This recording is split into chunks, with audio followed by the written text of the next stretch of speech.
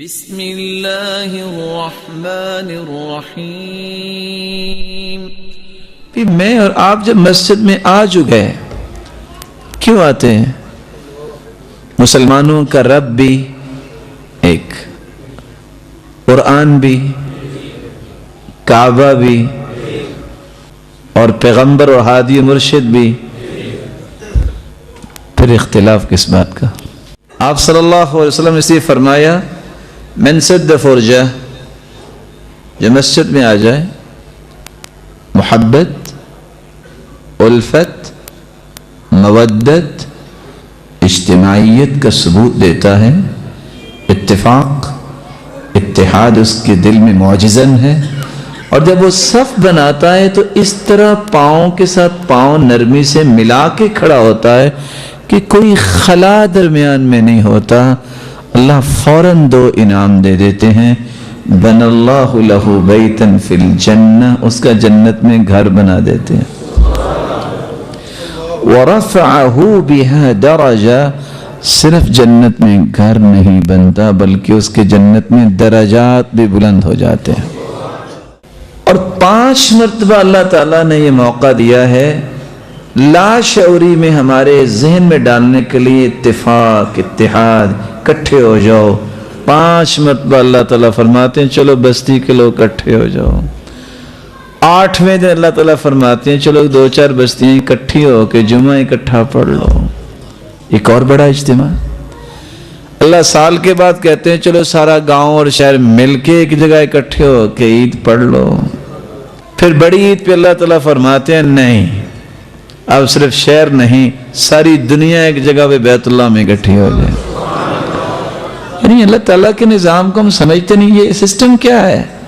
کس طرح محبت کو اپروچ کرنے کے لیے اللہ کے رسول صلی اللہ علیہ وسلم نے نظام پیش کیا ہے جو اللہ کی طرف سے لایا۔ ہم نے کبھی سوچا ہی نہیں کہ 5 مرتبہ میں چاہوں یا نہ چاہوں مجھے صف میں کھڑا ہونا ہے۔ میرے ساتھ اگر کوئی وزیر اعظم یا صدر ہے، ٹھیک ہے میں دیہاتی ہوں، میں کمزور ہوں، میں نکارا ہوں، لیکن وہ پاؤں آگے نہیں کر سکتا، اس کو پیچھے سے ایڑیاں برابر کرنی پڑیں گی۔ صف سیدھی ہوگی تو نماز ہوگی۔ اس سے کیا اللہ تعالیٰ نے سکھایا ہے؟ اور ٹائم کی وہ پابندی دی ہے کہ آپ نے اس وقت بس اللہ کے سامنے کھڑے ہونا ہے۔ اس انداز کی مینجمنٹ اسلام دیتا ہے، اس انداز کی کیراسٹی میں جا کے انسانیت کی گرومنگ کرتا ہے۔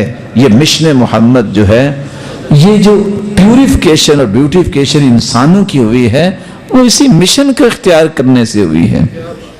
جب تک آپ کا اور میرا مزاج نہیں بنتا وہ مزاج جو رسول اللہ صلی اللہ علیہ وسلم نے بنایا ہے، میرے پیارے بھائیوں، میرے معزز اور مکرم بزرگوں، اس وقت تک ہم وہ خواہشات پوری ہوتی دیکھ نہیں سکتے جن خواہشوں کو ہم ترستے تو ہیں لیکن نظر نہیں آتی۔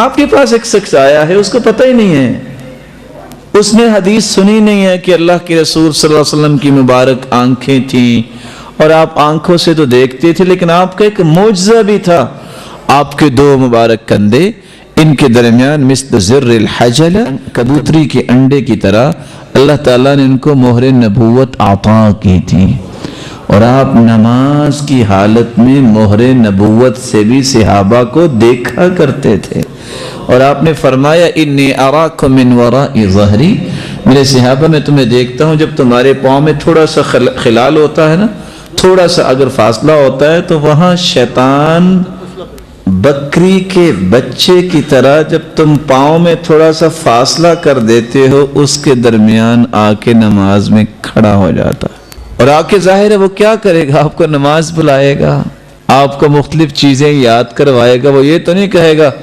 غور سے پڑھو نماز، شیطان تو یہ نہیں چاہے گا۔ اس لیے میں کہہ رہا تھا، عرض کر رہا تھا بلکہ آپ بھائیوں کی خدمت میں، اگر کوئی ایسا بھائی آ جائے جس کو پتہ نہیں مسئلے کا کہ پاؤں کے ساتھ پاؤں ملانا ہے، تو آپ نماز کے بعد اس سے گزارش کیجئے، نماز کے اندر ہی اس کی قمیض پکڑ کے کھینچنے کی اور دھکا دینے کی کوشش نہ کیجئے، آپ ایک مرتبہ پاؤں ساتھ ملائیں، اگر وہ سمجھ جائے تو اچھی بات ہے، وگرنہ نماز نہ خراب کریں۔ وہ اتفاق سے ایک مسجد میں کوئی بیچارہ آ گیا تھا جس کو نہیں پتا تھا، تو نماز پڑھنے والا بھی خاصا پکا آدمی لگتا ہے، اس نے اس کے ساتھ پاؤں ملایا، اس نے پیچھے کر دیا، اس نے اور ساتھ ملایا، اس نے اور پیچھے کر دیا، حالانکہ حکم یہ ہے کہ امام کی طرف آپ کو آنا چاہیے، اس نے اور پیچھے کر دیا، حتیٰ کہ وہ دیوار چھوٹی چھوٹی تھی مسجد کی، اس نے بیچارے نے چھلانگ لگائی، کہتا اب آؤ۔ کیا فائدہ نکلا؟ دیکھیں آپ، یہ مشن ہے، مجھے بتائیں اللہ کے رسول صلی اللہ علیہ وسلم نے کبھی کسی کو دعوت اس طرح دی ہے؟ آپ زندگی کے کسی بھی رویے میں جب تک اپنی عقل چھوڑ کے شریعت کی روشنی قبول نہیں کریں گے، آپ وائلنس سے بچ نہیں سکتے۔ بیلنس زندگی ہے، وہ اس مشن کا نام ہے جو مشن رسول اللہ صلی اللہ علیہ وسلم چھوڑ کے گئے ہیں۔ اللہ مجھے اور آپ کو اس کو اختیار کرنے کی توفیق عطا فرمائے۔